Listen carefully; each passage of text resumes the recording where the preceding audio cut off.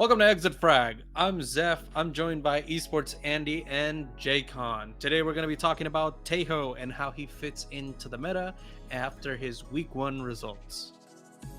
Guys, do you guys have any initial thoughts? He's meta breaking.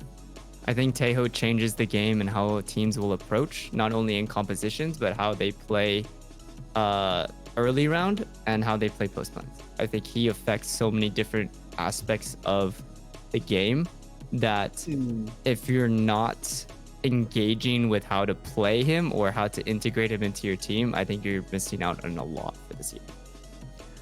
Well, it's kind of interesting to see what region, like the Americas, has really adopted him. Like right now, it's, as of recording, it's 44% pick rate, like one of the fourth highest. Damn. And like it's getting picked. Okay, so let me see. It's getting picked everywhere except Abyss so far, which Abyss has only been played once in Americas at least.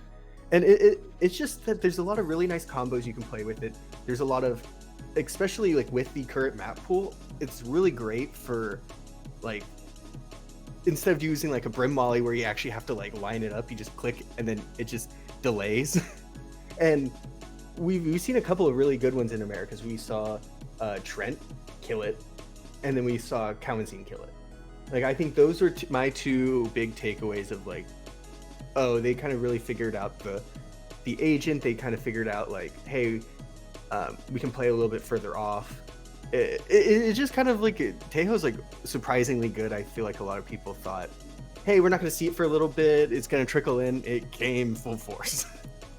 Yeah. I want to throw JohnQT into that list as well. Yeah, JohnQT did a great job too. I think Americas understands it. Like, is going to be ahead of the game unless they like nerf it majorly.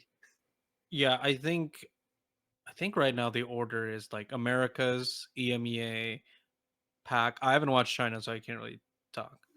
But Simon went crazy on it. I will say Simon did go pretty crazy on it. Okay, sick. For me, I think this is a really bad sign for the game, and for me, it's really all about the post plant.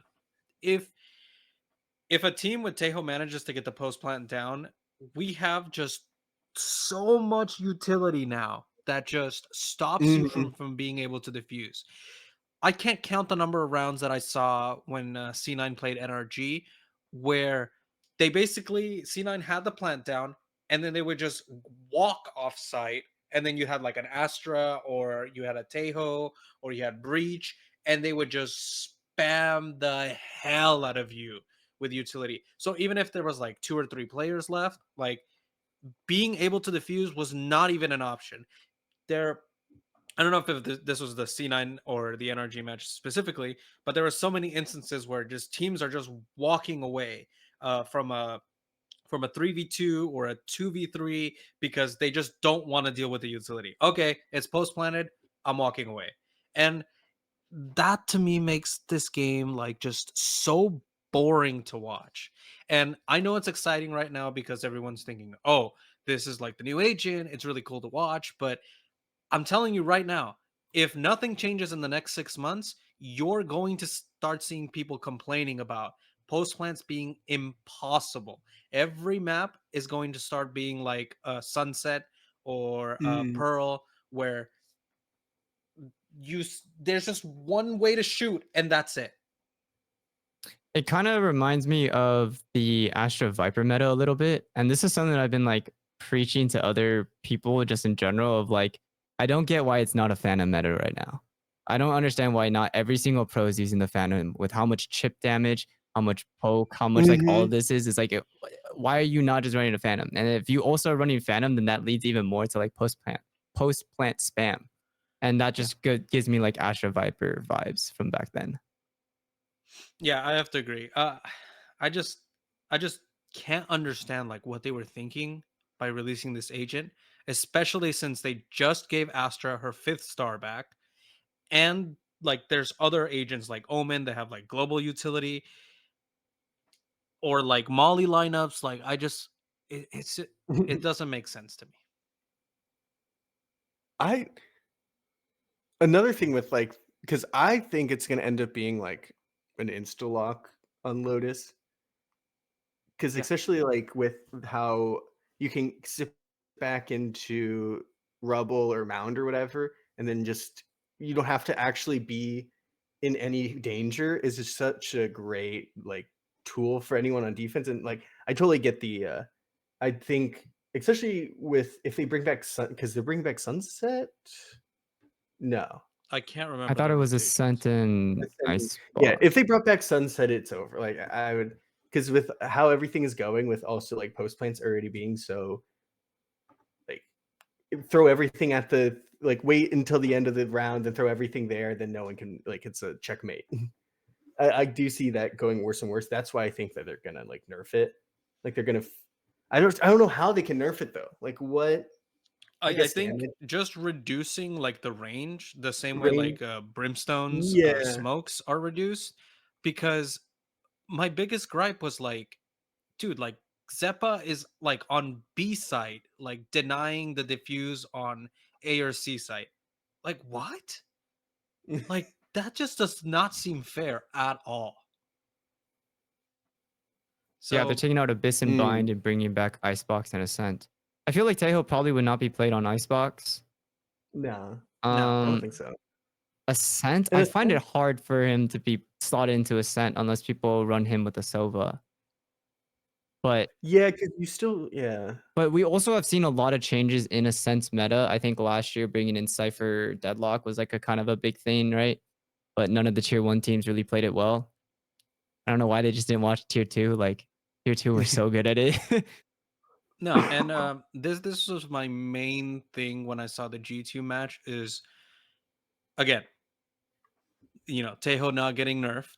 If he does not get nerfed, G2 have a huge chance of running away with this year, because Mhm. I've only seen one match, and from that one match, I could tell you they've already mastered the agent. Yeah. This is perfect for them. Yeah. They play slow, they wait for the post plant. It's like God himself descended and gave him this agent. And they also have like the right personnel to operate it, right? Because they have a Yeah. world class breach player already. And I think that adds so much to it. Well, Yeah, but and also it's also a testament to G2 as well. Yeah. when I think it'll definitely be moved. I was like, they haven't really been using it on Abyss yet, but like, I think it's going to be huge on Abyss, especially when you're planting on. Is it B the left? Yeah, B where it's like Yeah. hanging over. Because if you put like the two like salvos like on that one side, like they're forced to go out, and you could just get easy picks like on the post plant or on. It's just so OP, and I think that's why like Abyss has to kind of go. And I think like right now and rework it, because there's too many small areas where you can do the salvos, and you're just screwed. Like you can't those places you can't play in anymore because Well, I you're feel just like gonna that get also pushed leads out into and a then, like, conversation about map design and how like Valorant's maps are designed. Because if you say like that's the same problem, it's the same thing for like Pearl, right? B side, you can literally cover all of backside, you can cover all of lane if you want to, you can cover heaven with it. Like there's just a lot of flexibility with it, and I think that's makes it really scary. Yeah. For me right now, yes. Okay, there's two conversations to be had. For me, the main one is like Tejo needs to be nerfed like next week.